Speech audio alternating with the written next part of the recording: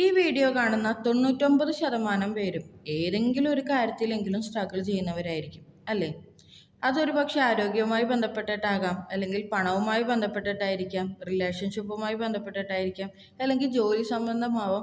അങ്ങനെ ഏതെങ്കിലും ഒരു കാര്യങ്ങളിൽ മുന്നോട്ട് എന്താണെന്ന് അറിയാണ്ട് ഭയങ്കരമായിട്ട് ടെൻഷൻ അടിച്ച് സങ്കടപ്പെട്ട് ഇരിക്കുന്നവരാണ് നിങ്ങളെന്നുണ്ടെങ്കിൽ, അല്ലെങ്കിൽ നിങ്ങൾക്ക് എന്ത് തീരുമാനം എടുക്കണം എന്നറിയാതെ ഒരു ക്ലാരിറ്റി ഇല്ലാതെയാണ് ഇരിക്കുന്നത് എന്നുണ്ടെങ്കിൽ, ഈ വീഡിയോയിൽ നിങ്ങൾക്ക് അതിനുള്ള സൊല്യൂഷൻ ഉണ്ട്.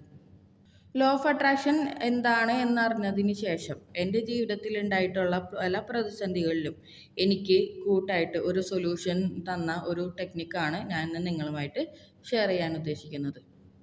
ഞാൻ കൂടുതൽ വലിച്ചു നീട്ടാനായിട്ട് ഉദ്ദേശിക്കുന്നില്ല.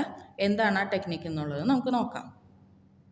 The power of your sub conscious mind എന്ന ജോസഫ് മർഫിയുടെ ബുക്കിൽ പ്രതിപാദിച്ചിട്ടുള്ള ബഡോയിൻ ടെക്നിക്കിനെ കുറിച്ചിട്ടാണ് ഞാൻ ഈ വീഡിയോയിൽ പറയുന്നത്.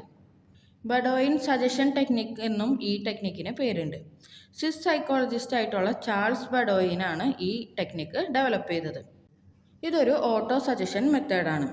സൈക്കോ തെറാപ്പിയിലും സെൽഫ് ഹിപ്നോസിസിലും ലോ ഓഫ് അട്രാക്ഷൻ പ്രാക്ടീസസിലൊക്കെ നമ്മളിപ്പോൾ വ്യാപകമായിട്ട് ഈ ഒരു ടെക്നിക്ക് സബ് കോൺഷ്യസ് മൈൻഡിനെ റീപ്രോഗ്രാം ചെയ്യാനായിട്ട് ഉപയോഗിക്കുന്നുണ്ട്.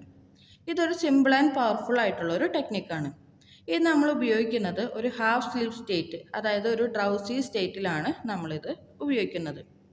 സിമ്പിൾ ആയിട്ടുള്ള റിപ്പീറ്റേറ്റീവ് പോസിറ്റീവ് അഫർമേഷൻ പ്രോസസ്സിലൂടെയാണ് നമ്മൾ ഈ ടെക്നിക്ക് നമ്മുടെ സബ് കോൺഷ്യസ് മൈൻഡിലോട്ട് കൊടുക്കുന്നത്.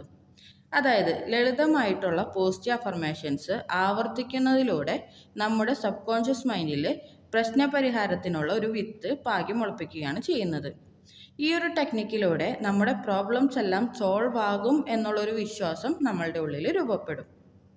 ഒന്നും കൂടി വിശദമായിട്ട് പറയുകയാണെന്നുണ്ടെങ്കിൽ, നമുക്കിപ്പോൾ ഒരു പ്രതിസന്ധി വന്നു കഴിഞ്ഞാൽ നമ്മുടെ മൈൻഡ് സെറ്റ് എന്ന് പറയുന്നത് വളരെയധികം നെഗറ്റീവായിരിക്കും അല്ലേ? മുന്നിൽ എന്തെങ്കിലും ഒരു സൊല്യൂഷനോ അല്ലെങ്കിൽ സൊല്യൂഷനിലേക്ക് എത്താനുള്ള വഴികളോ ഉണ്ടെങ്കിൽ പോലും നമുക്കത് കാണാനായിട്ട് സാധിക്കില്ല. നമ്മളുടെ മൈൻഡ് സെറ്റ് നെഗറ്റീവ് ആയിരിക്കുന്നത് കൊണ്ട് തന്നെ ആ സമയത്ത് നമ്മൾ അട്രാക്റ്റ് ചെയ്യുന്ന കാര്യങ്ങളും ഫുള്ള് നെഗറ്റീവായിരിക്കും. അത്തരം സിറ്റുവേഷൻസ് കൂടുതൽ നമ്മുടെ ലൈഫിലേക്ക് അട്രാക്റ്റ് ചെയ്യപ്പെടുകയും ചെയ്യും. അത് നമ്മളുടെ അവസ്ഥ എന്ന് പറയുന്നത് വളരെയധികം മോശം അവസ്ഥയിലോട്ട് കൊണ്ടുചെന്നെത്തിക്കും. നമ്മൾ പല തെറ്റായ തീരുമാനങ്ങളും എടുക്കാനായിട്ട് അത് കാരണമാകും. അങ്ങനെ ഒരു സിറ്റുവേഷനിൽ നമുക്കൊരു സൊല്യൂഷൻ കിട്ടണം എന്നുണ്ടെങ്കിൽ നമ്മളുടെ മൈൻഡ് സെറ്റ് നെഗറ്റീവിൽ നിന്ന് പോസിറ്റീവിലോട്ട് ഷിഫ്റ്റ് ചെയ്യേണ്ടത് അത്യാവശ്യമാണ്. അതിന് നിങ്ങൾ ഈ ഒരു ടെക്നിക്ക് എന്തായാലും ഹെൽപ്പ് ചെയ്യും.